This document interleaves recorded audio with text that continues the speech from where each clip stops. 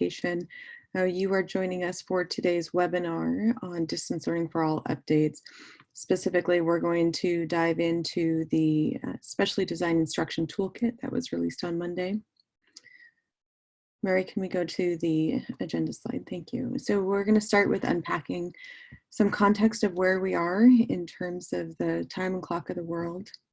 We're going to spend time thinking about the Specially Designed Instruction Toolkit that was released as guidance from the department on Monday and how that can support teams and districts moving forward. And then we're going to have some time for some open sharing and problem solving, where you can hear from your colleagues and what's going well, where there's still struggles, and what we can do going forward. And then there's a time for some questions on the toolkit as we go forward. So I'd like to start with this quote. Whether you've been a special ed director for 2 days or 2 decades, you know that you've had to stand in the gap for kids with no voice, that our work is challenging work, and that we see and we recognize inequities in our systems. And we know that the students we serve who experience disability have perpetuated outcomes different than typical peers, and that our leadership skills have been built trying to engage an interruption of change. And this is the moment for that change. There's a great disturbance brought about by this pandemic, and we are strong in what we know, strong in what we see, and strong in what we want. I also want to share some information that was brought. We have a leadership team meeting every morning, and ours started this morning with Colt sharing some information. This pandemic has a varied effect on our communities of color. I want to highlight this before we start to remind us that this is heart work. It's a national health emergency, and people are dying and living in devastating conditions. The privilege we live in to even consider compliance right now should be matched with deep compassion and understanding of those we are working to serve. Among the hardest hit groups right now are our Latinx community. Colt shared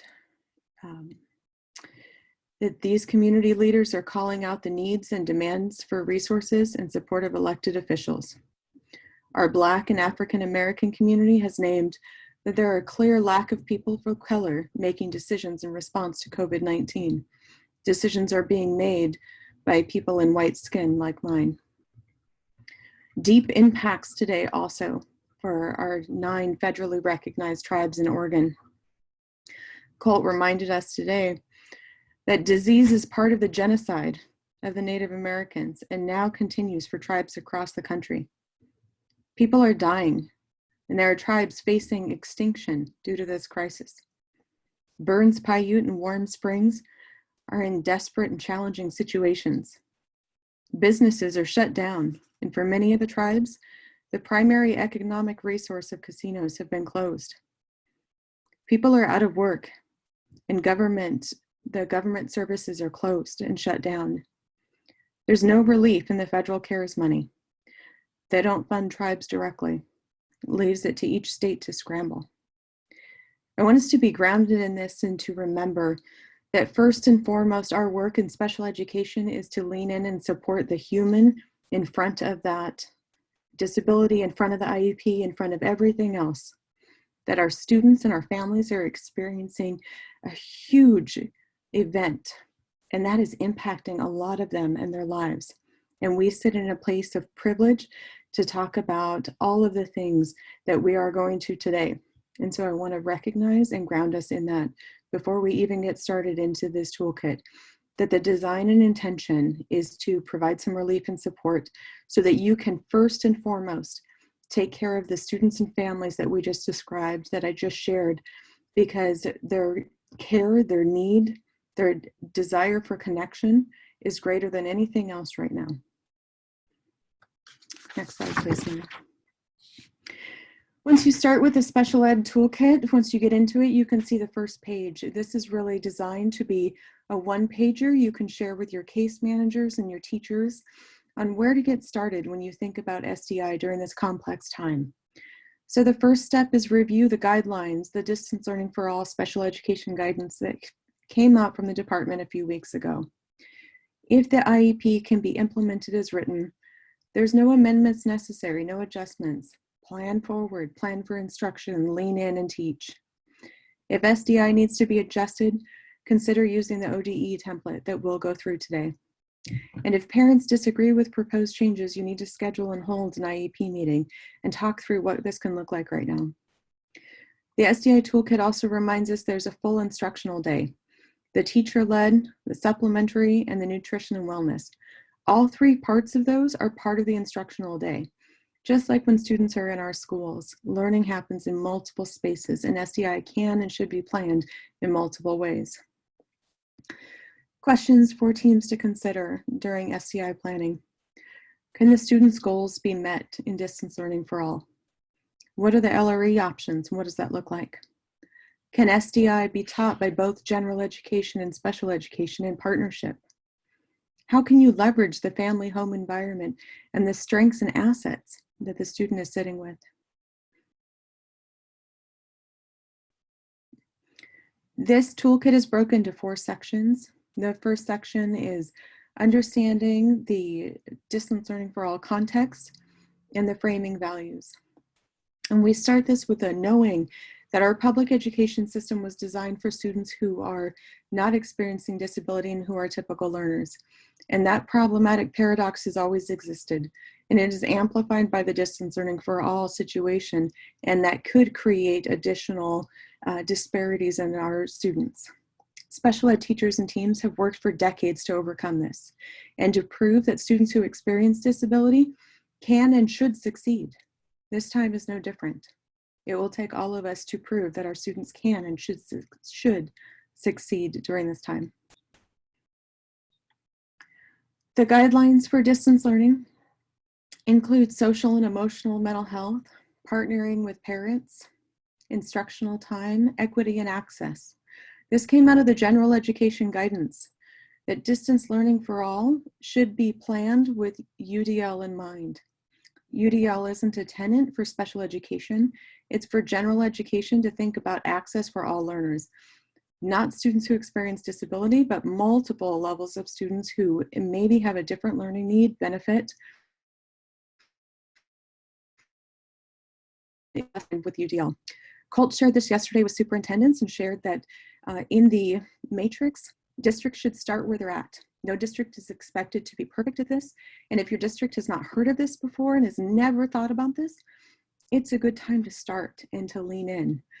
Dawn from Beaverton, the superintendent, shared, this is a great time to start thinking about how we include our students. That my students who were previously taught in just a resource room during this time can benefit and should be in this space, and we're learning how to do that. So there's opportunities in front of us that we haven't had before.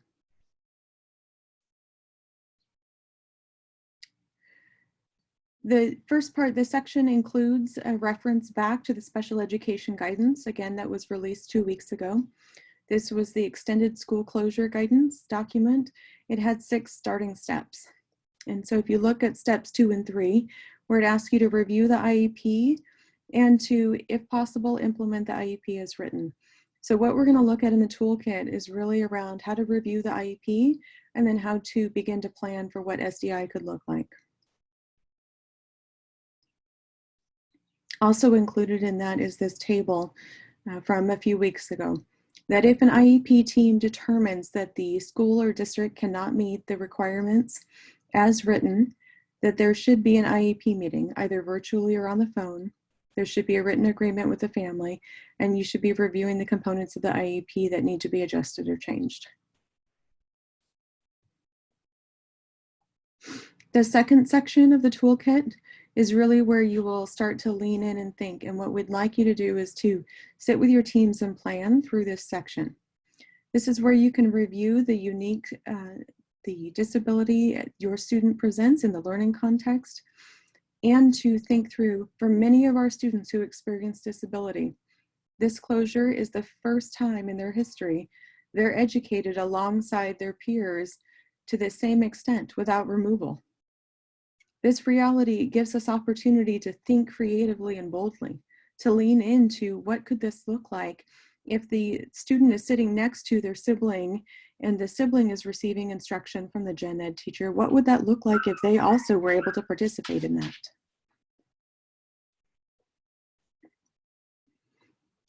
This should include a review of the service type aligned to the goals, the minutes of the student's need that should be based on the unique needs of the student, the location and the provider. Both of these, the department is suggesting that you do not need to amend or adjust, that nothing is required during this. Just like placement, these are not unilateral IEP or district decisions, that these are happening to every student in the state. And because those are happening, regardless if it said where the location was, if it was resource room, special ed room, gen ed room, that doesn't matter because everybody's being taught in the same location now. Some things we're asking you to consider. What were you in the process of teaching before things moved to extended closure? What activities did you have planned? What standards were you going to be, what standards would you be covering? Were there in-task schedules, task analysis, choice boards? Could those be sent home to the families?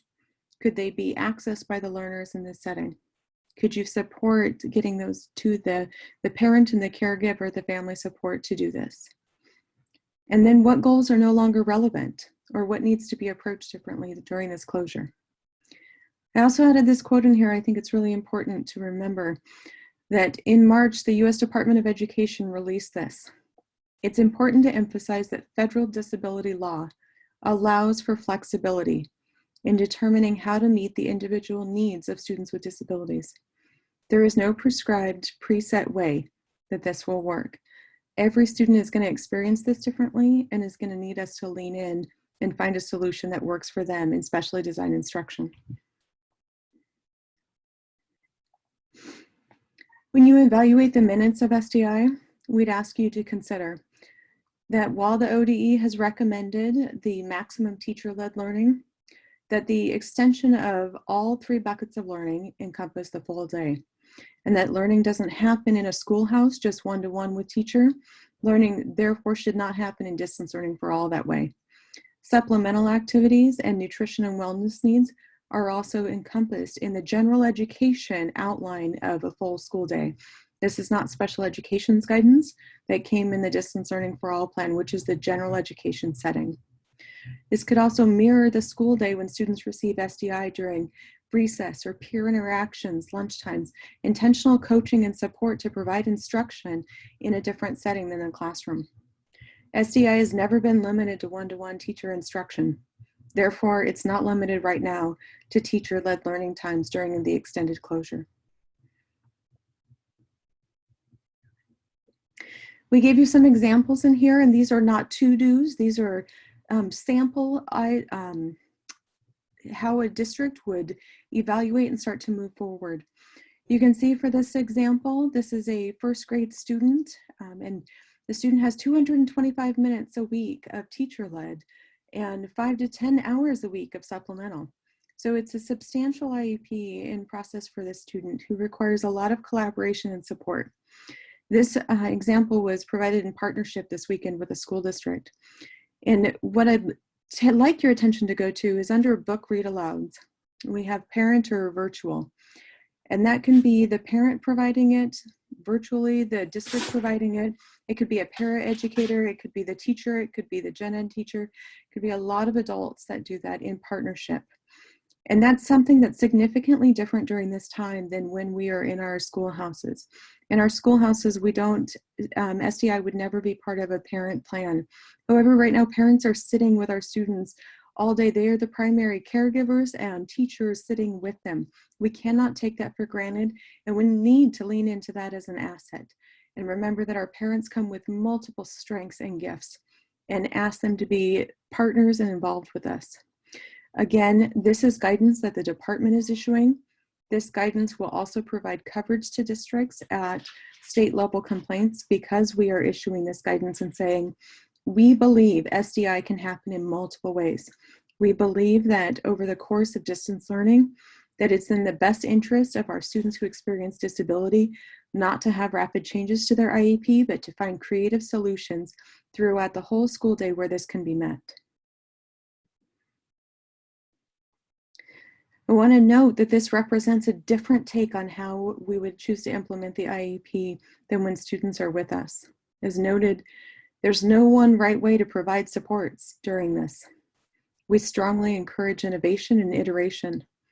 First, focus on the relationship and care of students and our families. Connect with them where they are.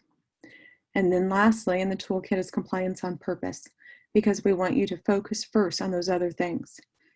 Each student will experience this school closure differently.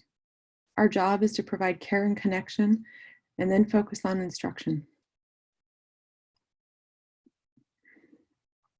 We've included in the toolkit some great examples and resources for you to think about for transition functional skills. And what does it look like for cooking projects, for grocery shopping, for simulated activities, suggesting ideas for movement and mobility, dancing and singing. We saw a great example earlier of a student using a communication device to share a story with their classroom when the other students were sharing stories with the third grade teacher. And so the student used their communication device to be able to share and upload their story. And the other students were able to hear it, see it, and interact in a way. And the gen ed teacher was able to learn and go, wow, that's not something I've ever experienced. And so this is an opportunity that we can lean into to provide supports and access for our students in new ways. The third section of this document is really the technical compliance. And so you can amend an IEP in 3 different ways, and we're going to give you some access to 2 of those that are going to seem very familiar to you. The second one is going to be new, and hopefully it's an additional support. So the things to note in this is that there is a prior written notice and amendment of the IEP. That's a typical way. Holding an IEP meeting is a typical way. Then we have generated a form called an emergency contingency plan. And that's a new document that we'll review and look at that the department has issued during this time for the closure. These options don't replace the requirement for districts to evaluate the impact of this closure on students. And we're going to be releasing further guidance to identify, track, and plan for the supports for students who cannot access the general education options, who were previously in segregated classes, and whose goals and services are not being met under distance learning for all. The department believes there are a small number of students in the state that is going to be a true reality for. We've offered already and let you know that there's going to be 2 non-competitive grants that districts can apply for reimbursement around this. If you would like information on being part of a group to identify, track, and plan for that guidance, let us know. You can, Eric added to the chat here. Please email Mary and let her know if you would like to be part of that group. This guidance is going to be significant and important as we go forward. And I will also share that, the toolkit that we're reviewing today, it had 15 districts looking at it. It had 2 attorneys over the weekend that spent their holiday weekend reviewing and curating and creating with us. Our guidance gets better and better the more we partner. And so I know that everybody is working hard, but I will ask that if you have time and interest and you know how this can work, that you participate in this process. The first option for changing services on an IEP, either the goals, the minutes, any of the accommodations in your services, you would communicate with a parent. You would use a prior written notice to change and the reason for change. You can amend use the written agreement process to amend the IEP. Again, during this time, we are not requiring any state level reporting on this, but only that you document clearly with the family what the changes are. The second option a district has, if you're faced with a situation where you need to change an IEP and you cannot implement it, we've generated a 4-page form, and this form allows you to use this in concert with an existing IEP. So what you can do is have your IEP written, and you can use this form to supplement it. And so you don't have to amend the IEP now and amend the IEP in the fall, that this form can really be one that sits in the gap right now. This form must be used as part of a plan with families that outlines parental consent. And you should think of this form as this is a communication tool between the district and a family to fully understand the difference between the IEP during the time of school and during the time of closure. And so that form becomes kind of the tool, the mechanism to do that. For each section, it's recommended that you clearly represent the changes of the student's IEP during the time of closure. So if you're adjusting a goal because it's not appropriate or shouldn't be implemented at this time, or you're adding a goal because the student's needs have changed in the significant context shift, that you would adjust it there. And this doesn't need to be a complete rewrite of the IEP, but rather it's an indication of where changes are made. And if a section doesn't have anything, the department recommends you put no changes, they're NA, see attached IEP, right? Because the IEP is still a document and this is a contingency emergency plan. And then your last option for situations where the IEP cannot be implemented as written, either the written agreement or the contingency plan is appropriate, or the parent disagrees with proposed changes. You need to hold an IEP meeting to adjust the IEP. Where teams determine it's necessary to hold an IEP, the department reminds you of the many options to hold meetings that are not in person. We've often held meetings over the phone or virtually as we needed to with families. Now is the time to engage in a similar practice. And also we remind you of the multiple options of excusal and attendance not necessary. So you have some flexibility and we encourage you to use it to the maximum extent possible for the IEP meetings you need to hold, which we believe provide some options for case managers and teachers to go forward. So I've outlined in section 4, these are samples, these are school district plans. So we had a few school districts willing to lead the way, be vulnerable front run leaders and share their thinking early over the weekend. And so I know on the phone, or I see her on the chat, we have Julie from Central. Central and Beaverton were critical partners this weekend in developing this and providing opportunities for us to think about what could SDI look like in this plan.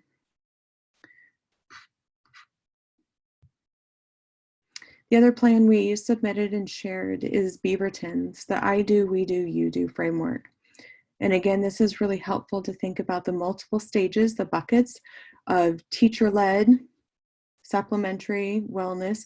What does that look like? When Danielle was on a webinar earlier, she shared from Beaverton that really her team went back and thought about SDI like they do in the classroom. Like we don't always do, we do centers. And so sometimes in that center, a student receives instruction, it's under the guidance and direction, but then they go and practice, and that practice we count as SDI. So wouldn't we do the same thing now? Wouldn't that be in the supplemental time? And so I think this provides an opportunity and a way for people to see, you know, there are multiple paths forward in this. The other part that they added is what they believe SDI is and what it is not.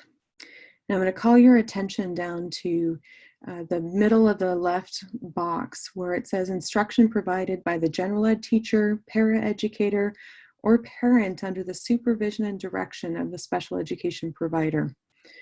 And that it is not the parent-directed instruction. So the parent's not creating and directing instruction in isolation. It's in true deep partnership with the special education provider and the case manager saying, here are some ways and some samples of how we could make this happen and how this would come alive and work.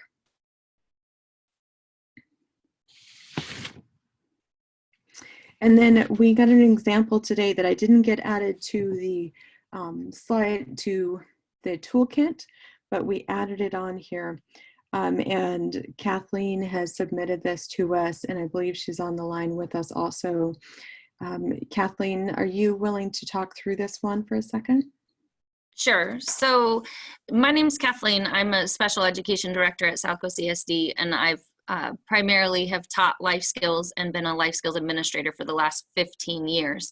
And I have a child who is a child who fits in life skills. And so when I got just the initial distance learning thing, I liked the template, but I adjusted it to be very specific to life skills. And currently I'm meeting with my teachers and about 4 other ESDs and their life skills teachers.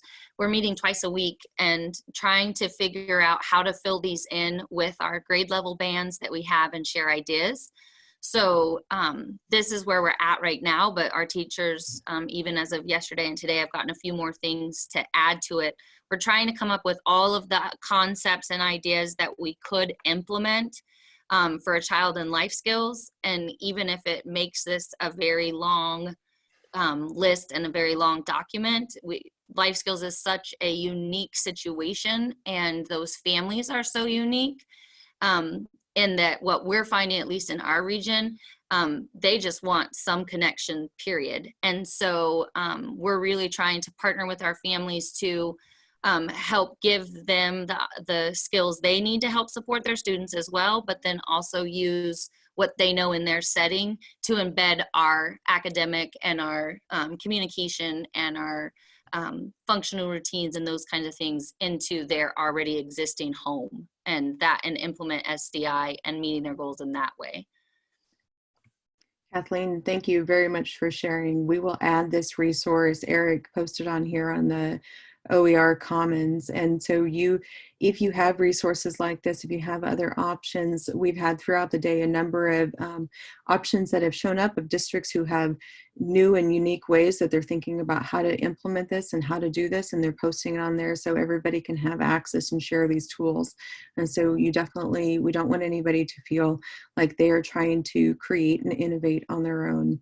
I think this example is great because a lot of the criticism of the toolkit originally was around the model for students who maybe are learning disabled or communication, and it's built on the bulk of students who we believe can be served first and best in multiple ways. And so I love this example because I think it provides a lot of options for how students can access SDI in not a way that we would have thought about before this context, right? And so thank you for sharing that.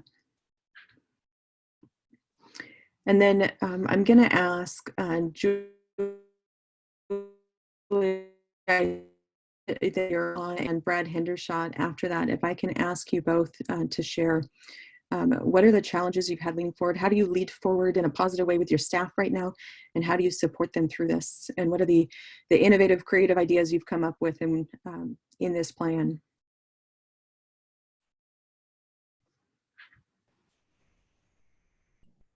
Who would you like to go first, Candace?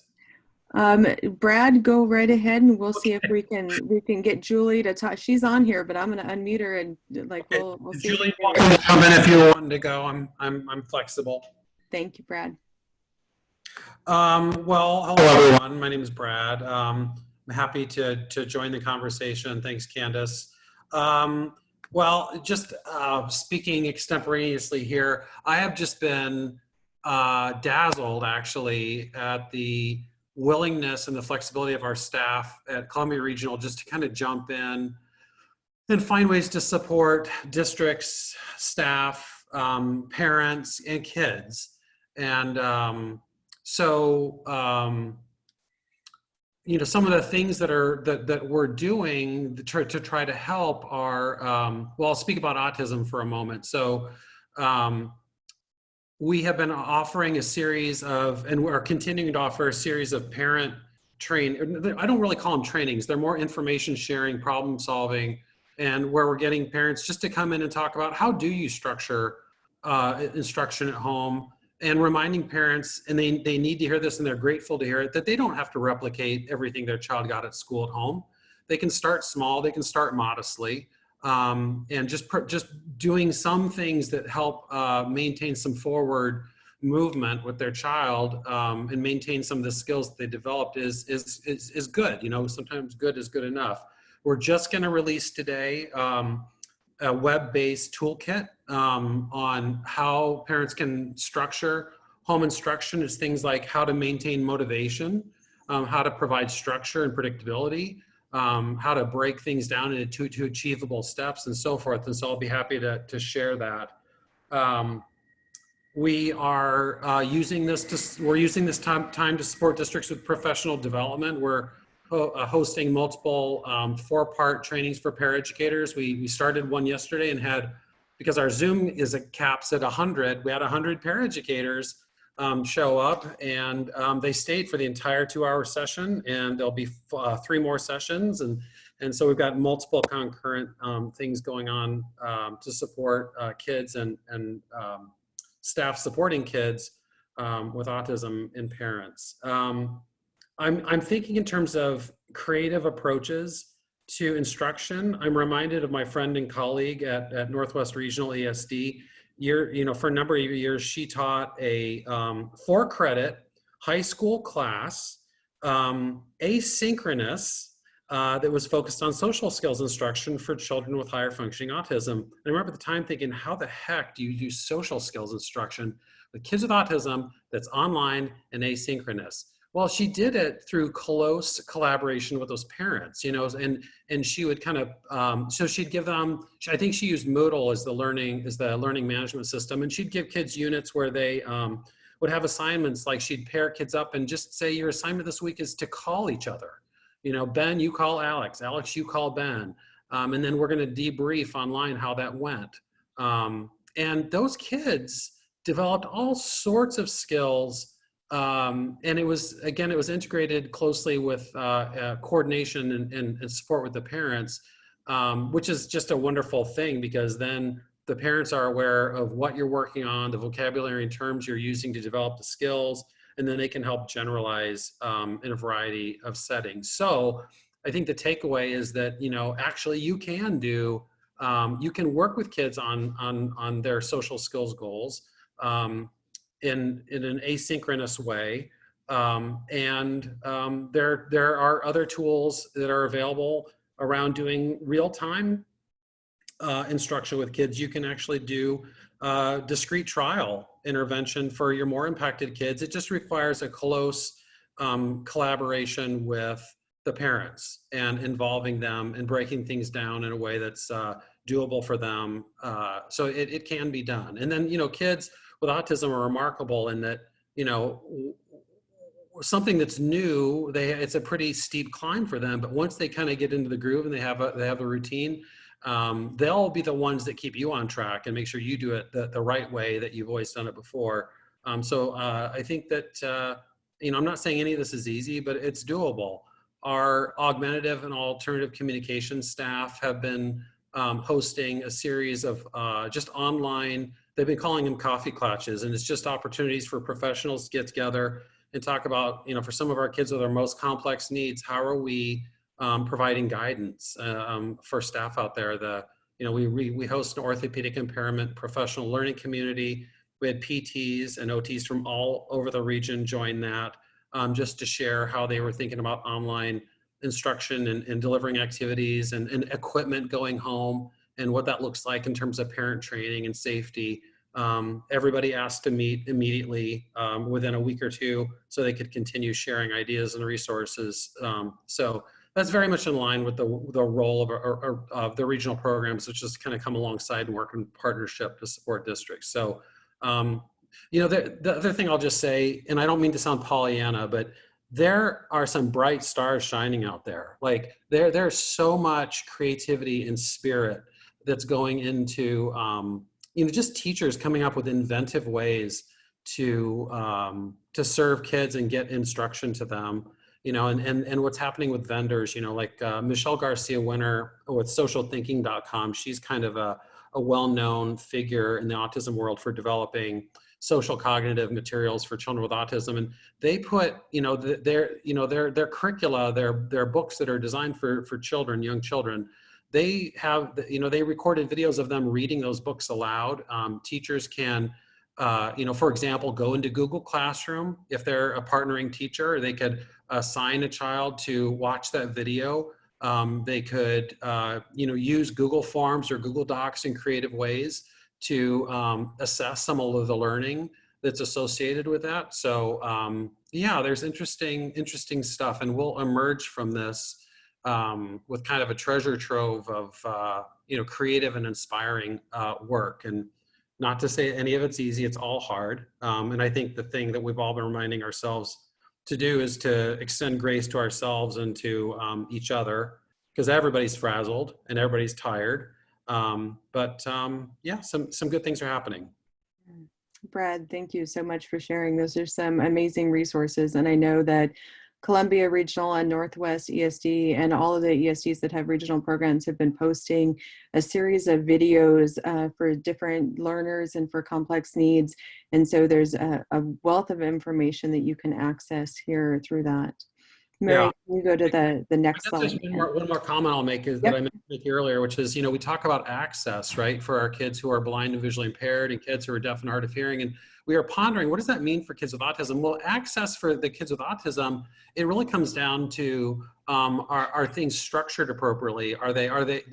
Is the work that we're asking them to do meaningful from their point of view?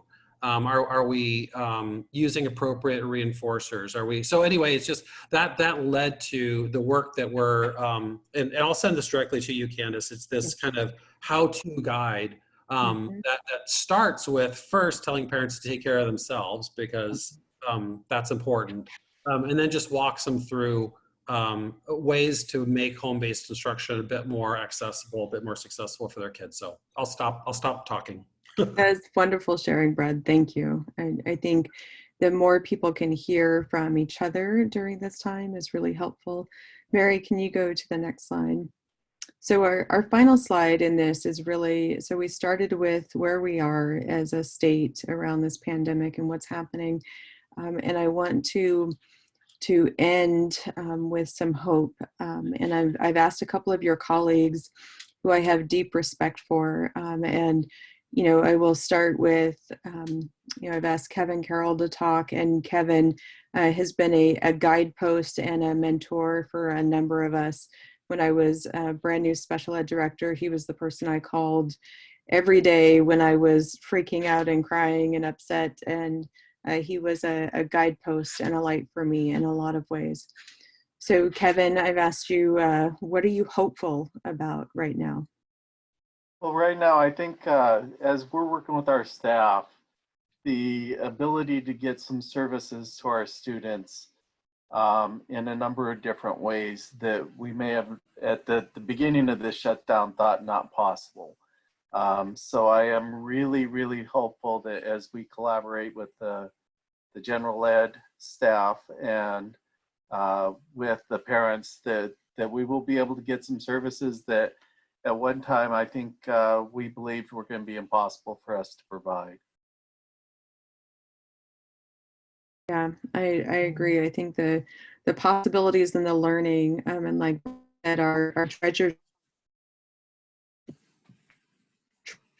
of tools that we all had that we didn't before, right? Where every case manager is now going to be really equipped in a virtual platform to access with a family to have a meeting, right? That they didn't have before. And so there's a lot of opportunity there. The other person I've asked to talk about hope has been a very strong director for us as a colleague and has led a number of things and is, I think, taken a really strong approach in supporting his staff and making sure people know not to be afraid. We're going to lead forward.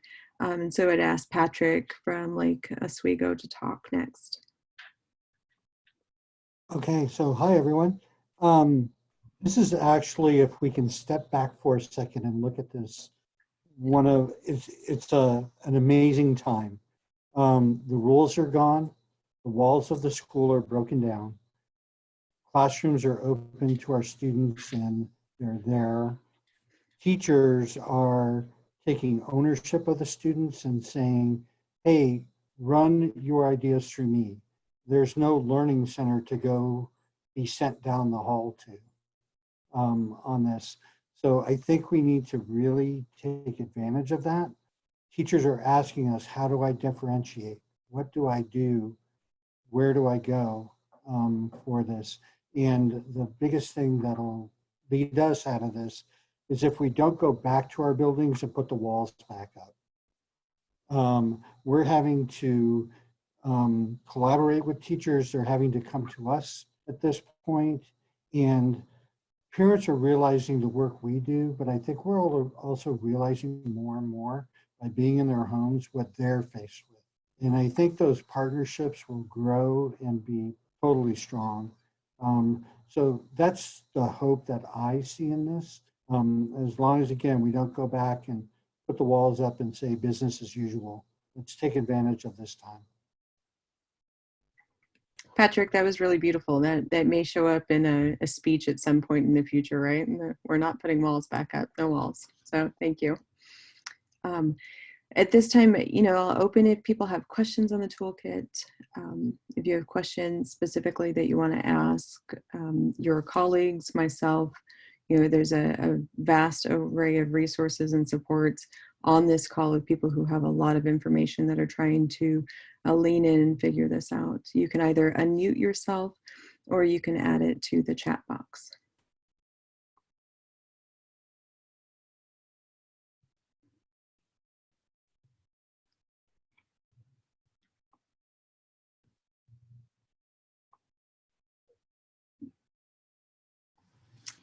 Okay, if we don't have any questions, And please. Candace, this is Yeah. Kathleen. Hi, Sorry. Kathleen. No worries. So I think I would just like to pipe in with a little bit of my parent hat.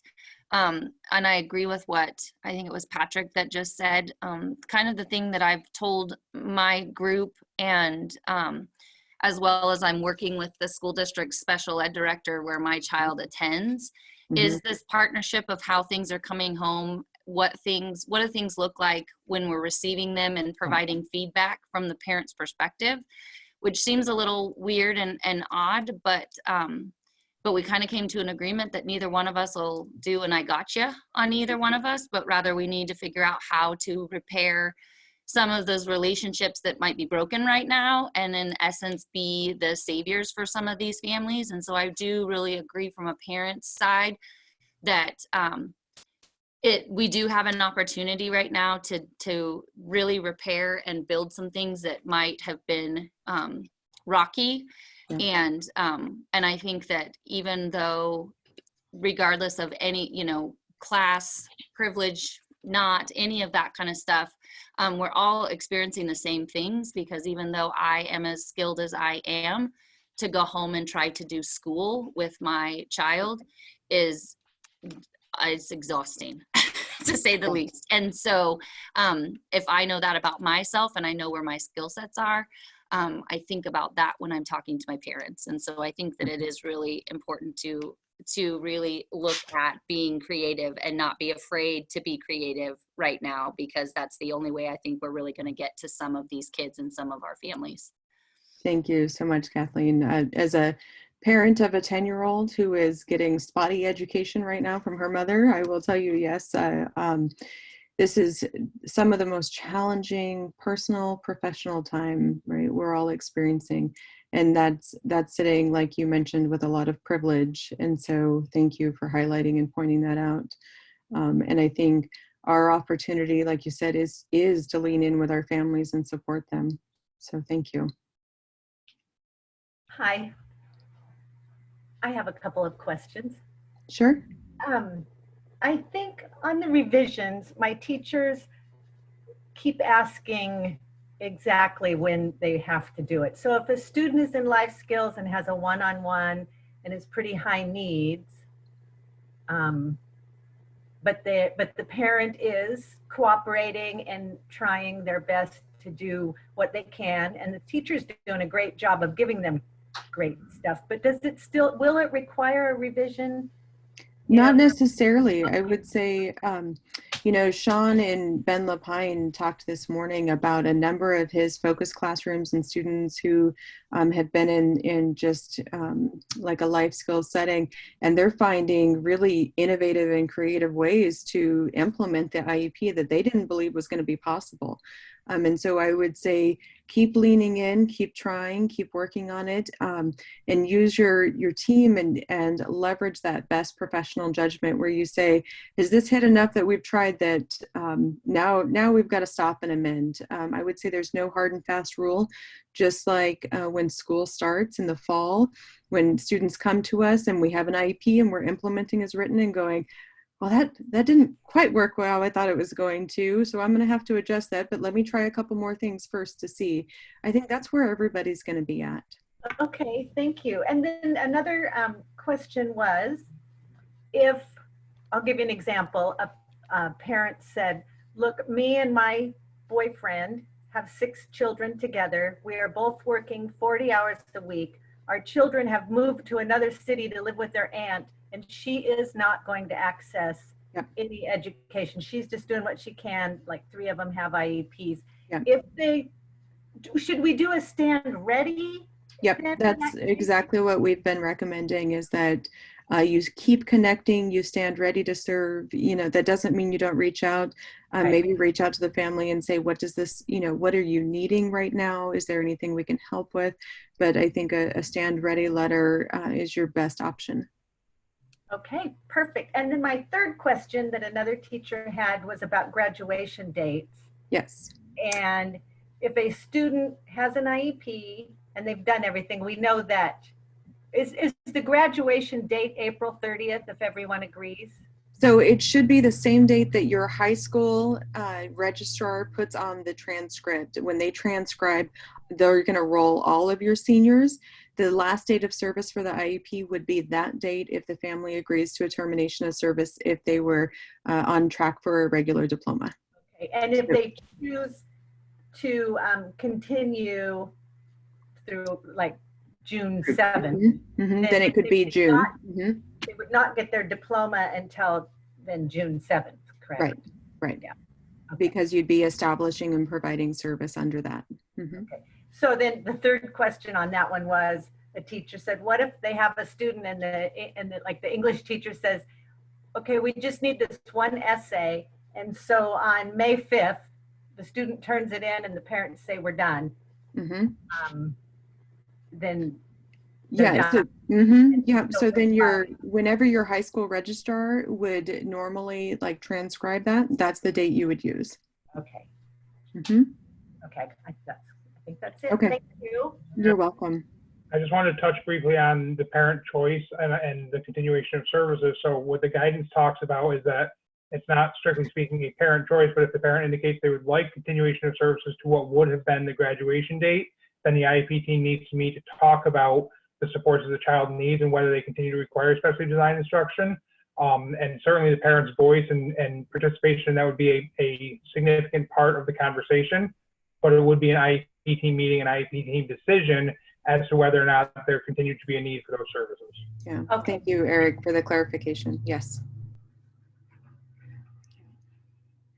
Great questions.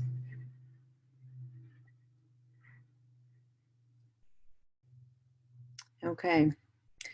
Well, again, feel free to email Eric or I or anybody on the team. Our deep commitment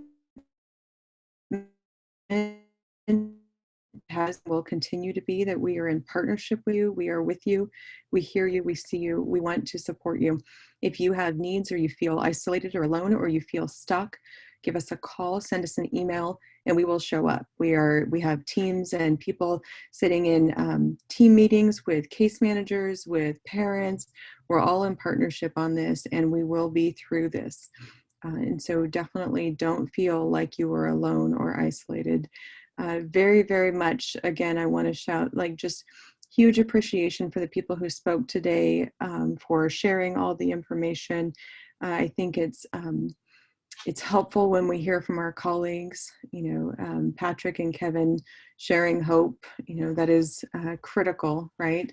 And then Brad and Kathleen, when you both shared the technical parts of what does this look like when things are really complex and scary, and you give us beacons of hope through that. And so thank you. And again, the Beaverton and Central School Districts for being willing to share as front runners. And so I would encourage you to reach out to your colleagues and let them know, like, we all have gratitude for all of us in this together to lead through the work. So thank you very much. Oh, and it's tax day, if you didn't know. Today's tax day. File your taxes for state, not federal. There's an extension for federal.